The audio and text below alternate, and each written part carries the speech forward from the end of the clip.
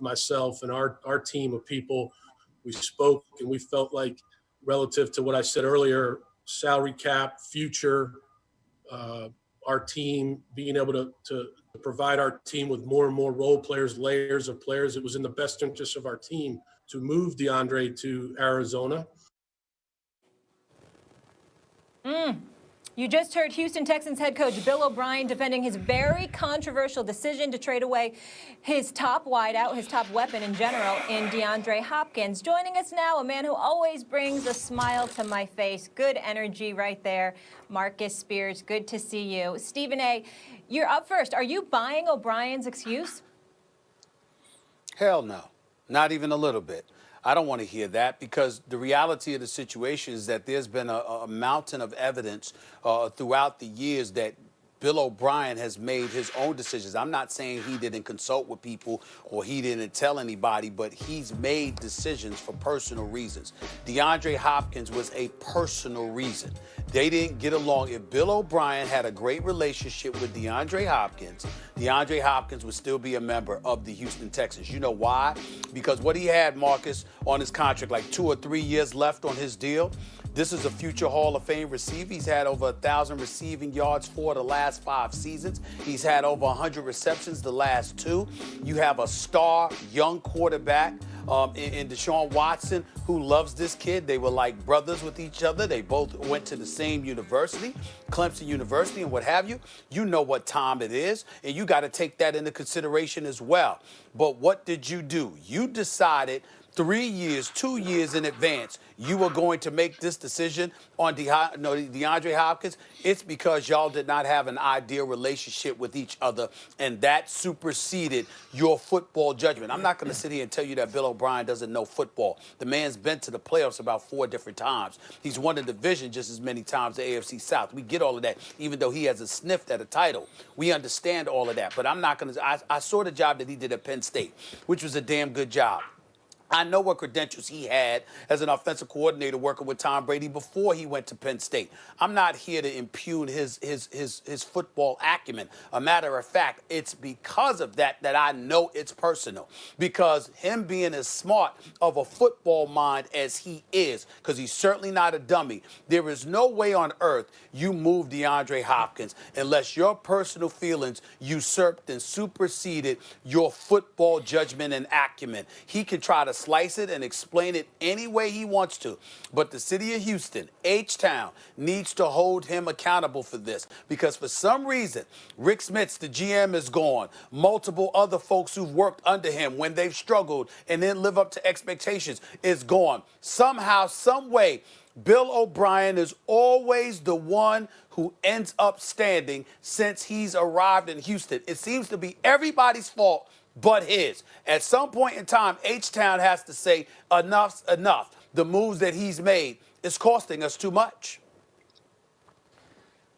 All right. The answer is, this doesn't change my mind about Bill Barnwell's an article I'm going to reference in a second about Bill O'Brien at all. Bill Barnwell, our own on ESPN here, ESPN.com, you can check out the article to which I'm referring, said one day these moves as a GM are going to lead to a 30 for 30 documentary. They're so perplexing, right? But so there are 2 things here. One is the DeAndre Hopkins of it all. If you have a guy like that and he has a connection to a great young quarterback, you have a great wide receiver, you keep that together. Okay, so it'd be like if Walsh walked in, Bill Walsh walks into the quarterback room, tells Joe Montana, you know that you and that Jerry Rice guy, you have a good thing going, but he wants too much money, we traded him. That's the one thing, that's what you're reacting to, it seems to me, Stephen A. But check this out. I'll go with Bill O'Brien. I'll say, fine, I accept your logic. Based on what Hopkins wanted to get paid, you felt it was in the best interest of the team to get rid of him. Let's take that as true, guys. I'm not saying it. Let's just take that as true and now examine what he did.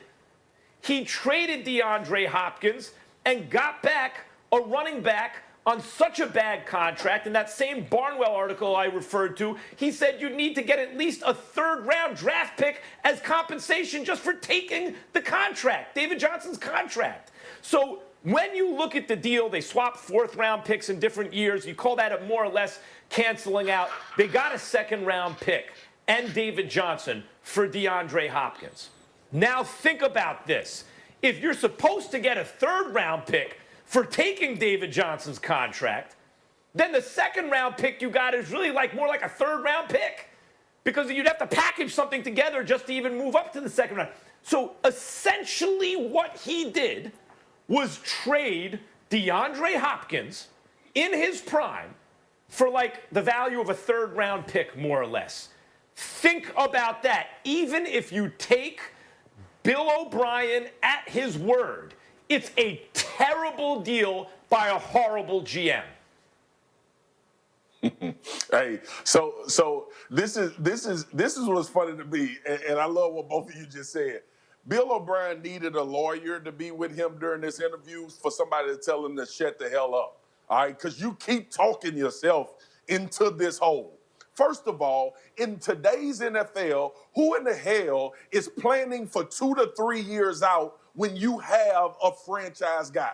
Find me one organization. We talk about teams rebuild. Are you getting rid of players? Or Bill O'Brien, are you saying I got rid of DeAndre Hopkins to start to build layers of players for the Houston Texans in the future? First of all, what gives you the nerve to think you still gonna be there? Who's telling you you can make these moves and we can wait 2 or 3 years from now to possibly have a run at winning a Super Bowl, let alone trying to win more than 1 or 2 playoff games? The second thing is this, and I love the point you brought up, Max. When you start talking about the value, right? We look at these receivers. What did Cleveland get for Odell Beckham Jr.? What did Buffalo just get for Stephon Diggs? What did they just get for Brandon Cooks? What did they just get for Brandon Cooks to go? Listen, this is personal to what you were saying, Stephen A.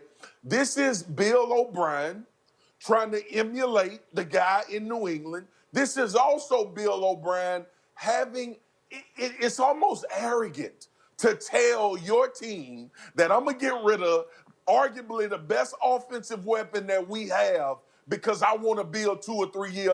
What other players know that they going to be there 2 or 3 years from now for you to give them a chance to try to win in this overall grand scheme of a plan? You just got rid of one of the top 3 receivers in the NFL, basically for a third-round pick, and you want to sell to not only your franchise quarterback, but the rest of your team we building for 2 or 3 years from now. Man, get the hell out of here. Well, I think the egregious part of all of this is that it's Deshaun Watson. Deshaun Watson's the key, because when you have a young stud like that, you want to do everything to protect him and facilitate his success. That's what any organization wants to do when they have a quarterback that young and that talented. And for Bill O'Brien to take away, this is not just a guy that is an all-world receiver. Like this is not Ben Roethlisberger with Antonio Brown, who were great in spite themselves because they didn't get along, and we've now learned that's primarily because of Antonio Brown. This is not that kind of relationship. Deshaun Watson and DeAndre Hopkins were tight.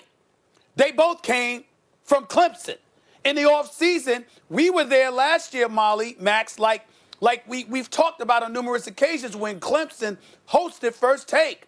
And Dabo Swinney took us for a tour of the university, of the facilities, me and the producers of First Take. He raved about how the players come there in the offseason. They still have lockers. They obviously have access to whatever Clemson has available, and it is all world first-class facilities. Make no mistake about it. It's something special down there at Clemson University. They got all of this available to them. So they return in the off seasons. They train together. They play together. They hang together. They're boys. And Bill O'Brien said, bump that. He said, bump that. So it's not just DeAndre Hopkins he did it to. He did it to Deshaun Watson. And I don't understand how you could do something like that to your quarterback. I really don't. It's such a bad move. It really makes no logical sense. Even if you take O'Brien at his word, you can take coach and GM at his word and say, okay, fine, you felt you had to move Hopkins because of the money demands. Well, if it's not personal, which is a joke, obviously, like it seems clearly that it is, but let's say it's not. The way